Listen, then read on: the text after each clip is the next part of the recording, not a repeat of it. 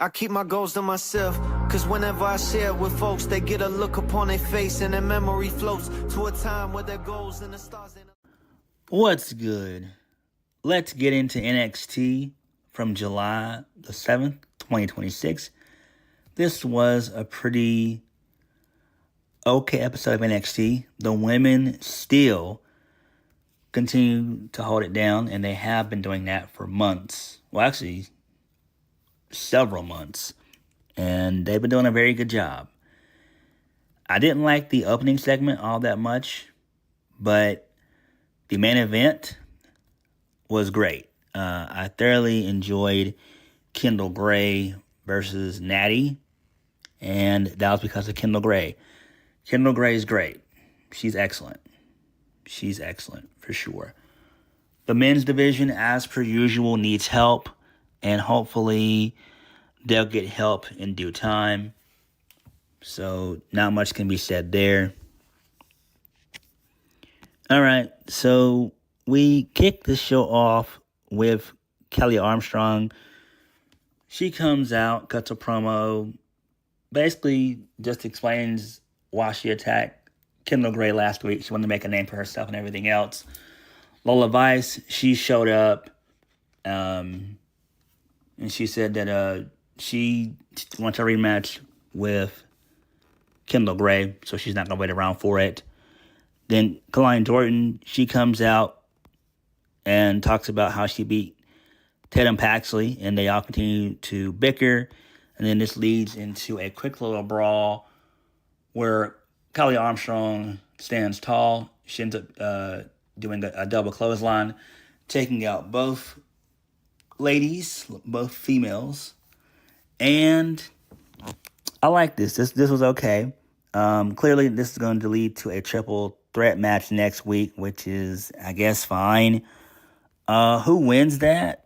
I would imagine probably they're going to go with Kali Armstrong, so that way they can get her and Kendal out the way. I think Lola Vice is still going to be waiting in the wings. But Kelani, she'll eventually be the NXT Women's Champion at some point, and I think they're not going to put her in that spot without actually committing and giving her the title. So that's what I see happening there for the most part. But this was okay for the most part, but kind of short, but I just didn't like it because all three women are not good in the promo department. So, hey, it happens. It is what it is. All right, moving on from that. This leads us into the first match of the night. Sean Legacy and DVD, Dorian Von Dukes. They defeat OTM, Dark State, and Birthright. To become the new number one contenders to the NXT Tag Team Championships. Great stuff. Didn't watch the match, but I'm glad that they won. Good shit, though. I like this. So basically, Saquon Sugars came out. He got involved. So there's that. Dark State, well, my bad, not Dark State. Birthright needs to end. They need to end, right? This is a useless bullshit faction, and Shawn Michaels and company don't give a damn about Birthright. So they need to end the faction. They really do. Because this thing was tailor-made for David Finlay. He opted not to come, and he's in AEW, so the thing was bound to fall on his face. Then they tried to bring in William Regal and Fit Finlay, and we haven't seen them in a while. So just end the damn faction, man. That's all you need to do. Just end the damn faction, because clearly they don't give a damn about it. All right, moving on from that.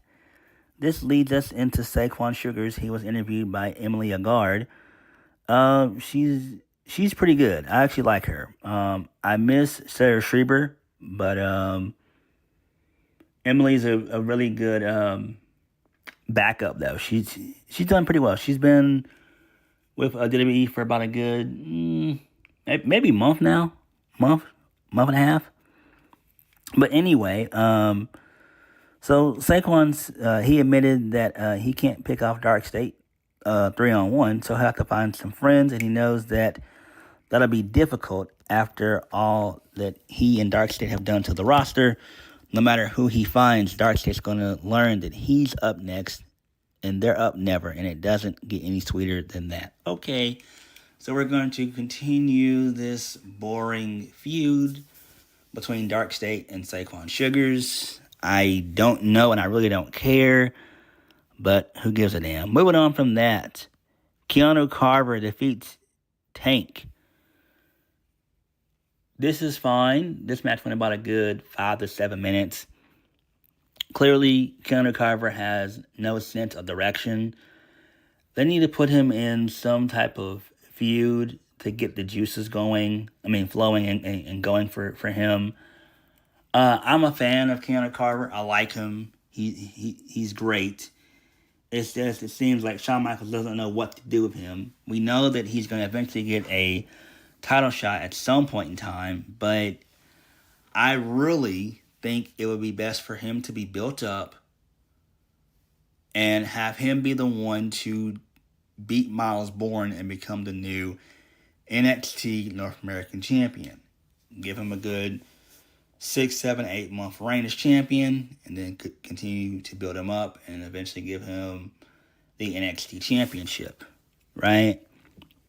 I think that's what needs to happen with Keanu Craver at some point in time, but that's just me, quote unquote, fantasy booking. But Keanu Craver, he's all right. I just wish that Shawn Michaels would actually strap the rocket to him and give him a massive push. Because him losing to EK Prosper twice, that shit's not cool. But it is what it is. But this match here was fine, though.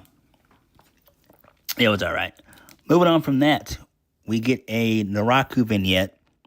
He doesn't really say much of anything. He just yaps about Tony D'Angelo and how the evil antics that he's done thus far. So they're still going to continue that feud. That's fine. That actually makes sense. We don't know when we're going to see the rest of the House of Torture, although they'll probably end up integrating them in at some point. I believe one of the guys is going to be in Evolve, so there's that. So maybe he's just going to be in Evolve for a little bit and then be brought up to NXT at some point. And I do think at some point, Naraku is going to go over Tony D'Angelo, probably at Heat Wave. You still got a little over a month to prepare for that. So, yeah, that's fine. But I do think they'll probably end up pulling the trigger on Naraku and giving him the NXT Championship come Heat Wave. That actually makes a lot of sense. Right? Moving on from that, this leads us into Cam Hendricks and Tate Wilder. They were backstage talking to each other in the medical room about Naraku. Hendricks' leg is 72.8% healed. So he's almost healed. So they make fun of Mason Rook. He says that he's cooked. And Mason Rook came over. He almost started a fight, but that's going to happen at another time at some point. So that's fine there, I guess. I don't really care about it, really. Tate Wilder, he's okay. Mason Rook, it's going to take time for him to grow on me. He's too indie. He reminds me of, like, Fat Will Ospreay, basically. I mean, you know, Will Ospreay is, like, super agile and everything else and all that jazz. But, damn, Mason Rook, good gosh, he's big as hell. He needs to lose some weight. He needs to lose at least a good, like, 70 to 80 pounds. Slim down and everything. Get a personality. And I get it. You know, he's from the UK. He loves watching, you know, Japan. So, you know, he's in that sphere, basically. But I don't know, man. It's going to be hard to get used to Mason Rook. I mean, he's okay, but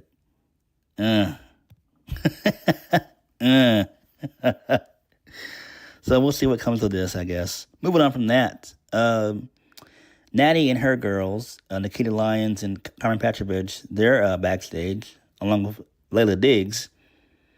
They were chatting about the Kendal Grey match, Nattie offered to have everyone join Lola Vice for her match, but Lola Vice wants to do it on her own. So Nattie was kind of perturbed by this, kind of annoyed, which is fine. So it seems like they're probably going to end up turning Lola Vice babyface, which is great. She's very, very good. Her moonsault is fucking beautiful. It's very beautiful. It's beautiful, man. It's great. So maybe that's one of the reasons why she's getting a push. Moving on from that, this leads us into the Fatal 4-Way for the women. So Lola Vice defeated Thea Hale, Izzy, Dame, and Lizzie Rain. So she's now going to be the new number one contender for Zaria's title for the NXT Women's North American Championship. And that match is going to take place next week. So that match should be fun. That should main event. It should. So that'll be great. And again, like I said before, the women are doing great. This match was fun. There were some botches, but this thing was fun. It was good. I like Thea Hale. She's kind of playing, double duty a little bit. She's doing stuff with TNA. She's a part of the Knockouts tournament to crown their mid-card champion at some point. Lizzie Rain, she's been cooled off pretty much. She's been taking like a back seat. Like when she debuted like 4 or 5 weeks ago, she was on fire, and now they really completely like cooled her off big time. So I like how they're kind of pulling her away. It seems like right now, because the women's division is so stacked, they don't really know what to do with her, and so kind of sparingly, using her here and there is fine. But I'd like to see her in some off-title, not really off-title feuds, but in a decent feud, right? A decent TV feud, basically, right? So there's that.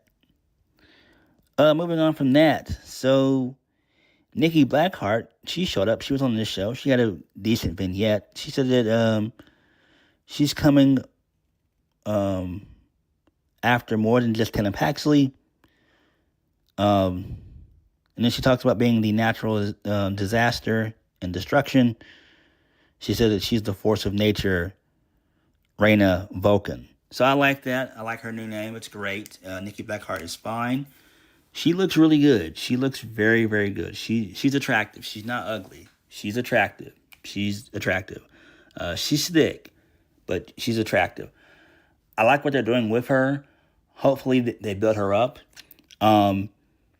She doesn't need a faction. I think what they should do is kind of push her. Maybe for a long-term goal, maybe have her and Daria in a feud at some point over the NXT Women's North American Championship. I think that would be great. That would be fucking awesome. And I would pay money to see that. That'd be great. They're really good. So hopefully they build her up and everything else and all that. This is a pretty decent little promo. We'll probably end up getting Tatum Paxley and Vulcan probably on a random episode of NXT. I was thinking they were going to do that at Heatwave, but that's too far away. You can kind of basically end their feud at, no, my bad. You can actually do their feud on a random episode of NXT, basically. So, yeah. Because I was thinking they were going to probably build it to Heatwave, but that's too far down the line. That's like 4 or 5 weeks away. There's just no point doing that, in my opinion. All right, moving on from that, this leads us into Tavion Heights. So he was just in the ring to cut a promo to apologize to Miles Bourne about how he's been acting lately. He was interrupted by the Vanity Project. They have some words and everything else. They said that Tavion owes them an apology. So then Miles Bourne came out, a brawling suit basically, and Miles Bourne and Tavon Heights, they are now friends again. They hug it out. So they work out the differences. This is fun, I guess, again. Hopefully Keanu Craver is the one to dethrone Miles Bourne. This is fine. I mean, to me, Tavion wasn't working out as a heel. It just wasn't clicking. But it's just kind of just him being jealous, basically. And so, yeah, I mean, that makes sense, I guess. This is kind of interesting a little bit. I'm moving on from that. Moving on, this leads us into Romeo Minoru and Noam Dar. So they basically need to get some more wins under their belts and all that stuff. They're trying to become a tag team. Then Sean Legacy and Dorian Von Dukes, they argue over what they should call themselves as a tag team. So whatever, this is fine. Moving on from that, Nico Vance defeats Shiloh Hill with the help of Tristan Angels. So he gets involved. Post-match, Tristan Angels and Shiloh Hill, they fight to the back. So their feud continues. Sean Spears' sorry ass showed up. He ended up attacking Nico Vance with a steel chair. May the creator above help us, because now Sean Spears is going to be feuding with Nico Vance, and that's not a good idea. Sean Spears is a grade A bum. If you look up the word bum in the dictionary, a picture of Sean Spears will appear. He is that big of a bum. This sucks. I feel so bad for Nico Vance. I really, truly do. Moving on from that, main event of the evening, Kendal Grey defeats Nattie to retain the NXT Women's Championship. The match was very solid. Kendal Grey is good. Nattie, she's improved quite a bit. I mean, you know, this version of her is good, as good as she'll get. So this was fine. In the middle of the match, Nikita Lyons and Carmen Petrovich, they showed up. So Ren Sinclair showed up to fight them off. And then post-match, Jada Parker showed up. She had a brief little start down with Nattie, got into her face, and then she ended up beating up Carmen Petrovich and Nikita Lyons. So they're still going to continue that feud. And then the show officially ended with Lola Vice, Kelani Jordan, and Kali Armstrong on the top of the ring apron, staring a hole into Kendal Grey. And that was it. So that's fine. I like what they're doing with the women's division overall. It's good. You can't knock it. The men's division, however, is quite weak. I don't know why they brought back Miles Bourne and Tavon Heights as a tag team, unless they're going to end up, having them be the ones to defeat Vanity Project and dethrone them. I think that could work. Again, hopefully Keanu Craver is the one who can dethrone Miles Bourne and become the new NXT North American Champion. I think that would be good for him. So we'll have to wait and see how things play out. Overall, though, this episode of NXT was okay. It was kind of filler for the most part. But what did you guys think? Like, comment, subscribe. Peace.